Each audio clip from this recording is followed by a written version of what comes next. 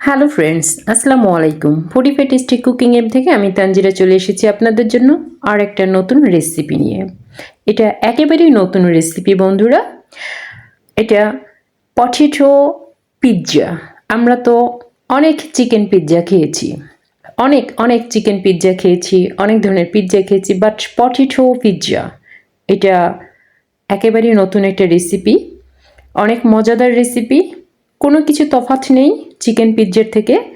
Chicken পিৎজার থেকে কোনো ক্রমে স্বাদও কম নেই। চলুন বন্ধুরা দেখে আসি রেসিপিটি।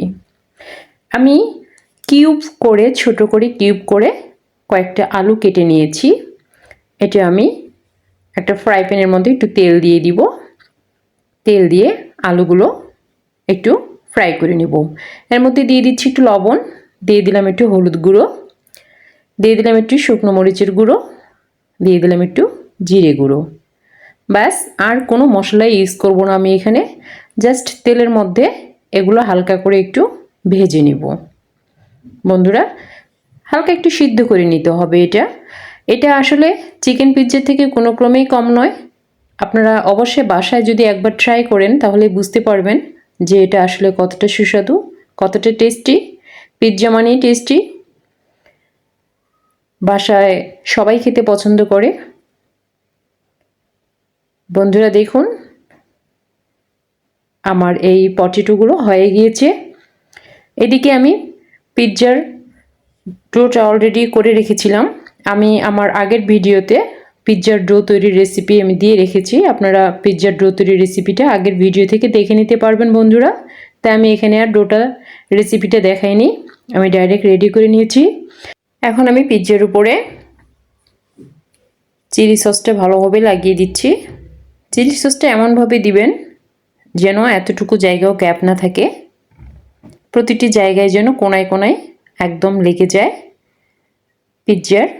বন্ধুরা এখন আমি যে পটেটোগুলো ভেজে রেখেছিলাম সেগুলো দিয়ে দিচ্ছি উপরে। এটা খুব সুন্দরভাবে ছড়িয়ে দিতে হবে, কোথাও যেন গ্যাপ না থাকে।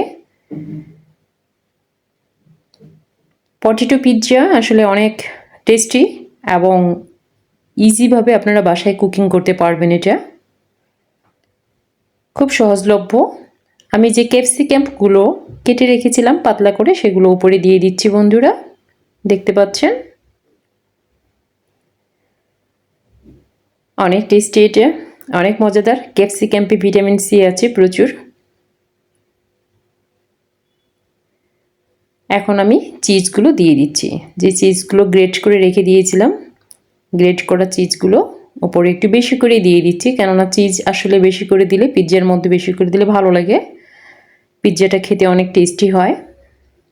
বন্ধুরা রেডি হয়ে গিয়েছে আমার পিৎজাটি। এখন আমি এটা ওভেনে ঢুকিয়ে দিব। ওভেনটা অলরেডি আমি 10 মিনিট ফ্রি হিট করে নিয়েছি 250 ডিগ্রি সেন্টিগ্রেডে। আপনাদের ওভেনগুলো যে যার যার মতো করে ফ্রি হিট করে নেবেন। অনেক সময় সেন্টিগ্রেড কম বেশি হতে পারে। দেখতে পাচ্ছেন বন্ধুরা, আমি একটু খুলে দেখাচ্ছি মিডিলে। আমার চিজগুলো দেখুন গলতে শুরু করেছে। ব্যাস বন্ধুরা, আমার পিৎজাটি অলরেডি হয়ে গিয়েছে। দেখুন, ওয়াও, জাস্ট একটা কালারফুল কালার এসেছে। আমি ওভেনটি অফ করে দিলাম। আমি বের করে নিচ্ছি পিৎজাটি বন্ধুরা। দেখুন, আমি খুব কাছ থেকে দেখার চেষ্টা করছি আপনাদেরকে।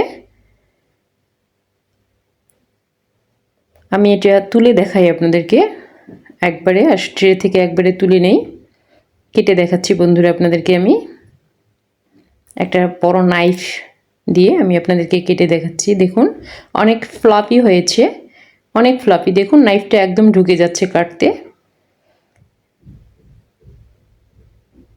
Ready to pizza. পিৎজা খাওয়ার জন্য একদম রেডি এখন। অনেকটা পুরু, অনেক মোটা, অনেক বড় করে পিৎজাটা আমি বানিয়েছি বন্ধুরা।